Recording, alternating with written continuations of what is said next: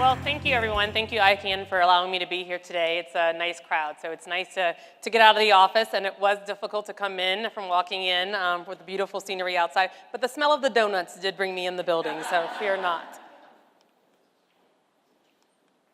So as mentioned, I have the pleasure of serving as CEO for the Nebraska Department of Health and Human Services. April will mark my 2 years of transitioning from Louisiana to Nebraska to serve as the CEO for the Nebraska Department of Health and Human Services.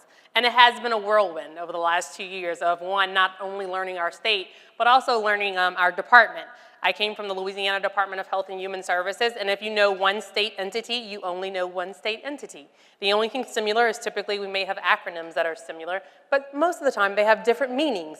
And so it really was a learning of our state and our agency and what our team members did across the state. When I first came on, the first thing I did was to travel the state and talk to our team members and the stakeholders to understand what our team needed, what did our state need, and what were they looking for in terms of the health department. So when the governor recruited me, one of the things that persuaded me to come to Nebraska was the perception of the health department. And I am a firm believer of the health and human services sector and the importance that it provides to citizens.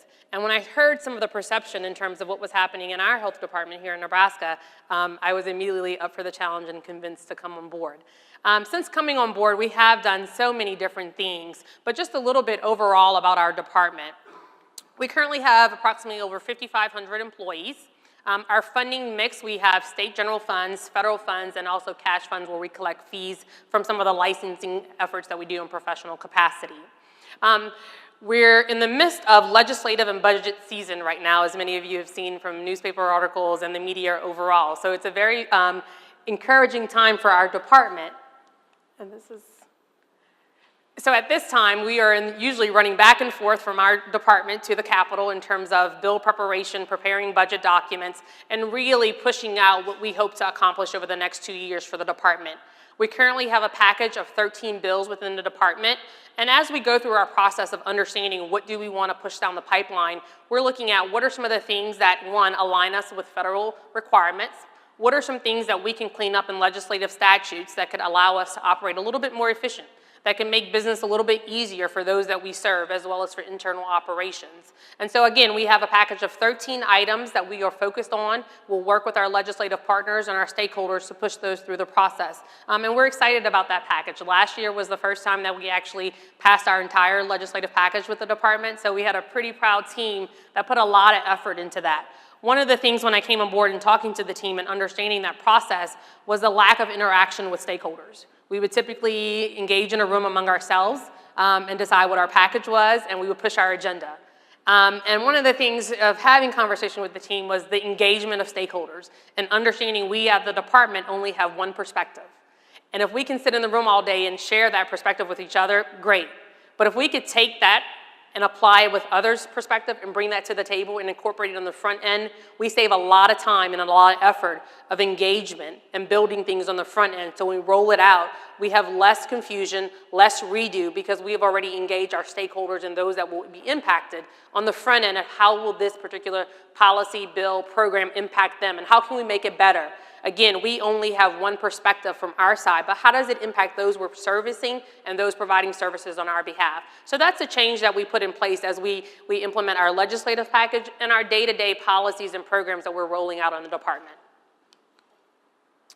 Another effort that we took on last year was our DHHS business plan. And this was the first ever that we actually did at DHHS. And the business plan came about from multiple conversations, again, with stakeholders and team members that most of the time they were aware of things after the fact, after we implemented rules, after we implemented policies and programs, and they had feedback that they wanted to provide. For our team members, they were aware of things happening within their small unit, but not within their division or the department overall, in which they could not connect the procedures as well. So we decided to put together a business plan in terms of what were some of the key things that we would be working on in the department overall. I think this is moving on its own. Anyhow, so the business plan contains 25 different elements in terms of what were the major areas that we will be working on in the department.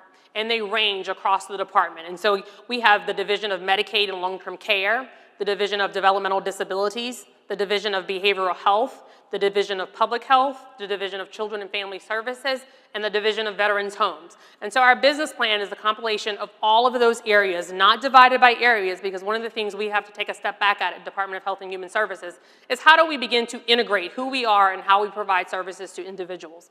When someone runs into one of our team members, they don't see a person that works for Medicaid, a person that works for developmental disabilities. They see a member of the DHHS team, and typically they're looking for some assistance. And so if our team members don't know what's going on in the organization as a whole, they are not able to understand where we headed as a department or to be able to provide that assistance. So that's one of the things that we hope that the business plan would actually assist with, of giving our team members a preview of what was going on over the next year, that they had opportunity to provide some impact and visibility on that, and to move the agenda forward for our department. Just a few success stories. Access Nebraska was one of the top headlines when I got here in terms of the call wait times, our accuracy measures. Our team has actually dropped down in terms of 5 minutes. So that's our threshold in terms of the call wait time. We have met that for the last year. Down from 15 minutes in 2015. And so kudos to our team for really taking time to understand what was contributing to that and really making effort, because at the end of the day, and while I spout the numbers, at the end of the day, it's a true impact for those that we're serving in terms of being on that call time. And for those of you who work in major organizations, this is something you do on a day-to-day basis, but in state government, it really was an effort for us to impact what those changes were. And so other things that we did was implement system of care in terms of our behavioral health, looking at what services we provide across state government and how do we pull those resources together to make a clear continuum. And so just several different success stories that you can find on our website. Also, just looking ahead, what are some things that we're going to be approaching for 2017? Again, many of those outlined in our business plan overall. Looking at our protection and safety workforce, looking at how do we improve our operations in the child welfare system. Medicaid recently launched a Heritage Health program where it looks at Medicaid managed care and integrating the services we provide. So we have several things in the pipeline overall at Department of Health and Human Services. I do want to touch upon one thing in my slide that many of the team members when I first came on board asked, what type of leader are you? And I got that question a lot in terms of what type of leader are you? What are we getting ourselves into?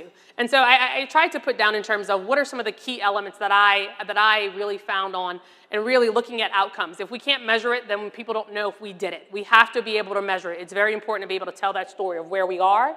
Is it working or is it not working? And really to strive towards that. Another area is communication. That's something that we lacked and we are working towards improvement. Communication, not just top down, but all the way across the department, starting from our workers on the front line to the management team to me. If I can communicate with anyone, I have that same expectation of my team members. Leadership and work ethic. Personal work ethic is something that's beyond valuable and you can't pay enough for. If you have personal work ethic, I want you on my team any given day, and I will put you on my team, and I could train you to do what I need you to do. But personal work ethic is something that I extremely value, and it's important for any organization that you are in.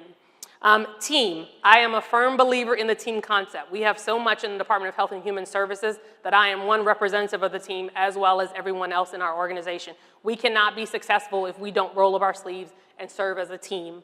Another one, mistakes. I always tell our team member, we won't make any.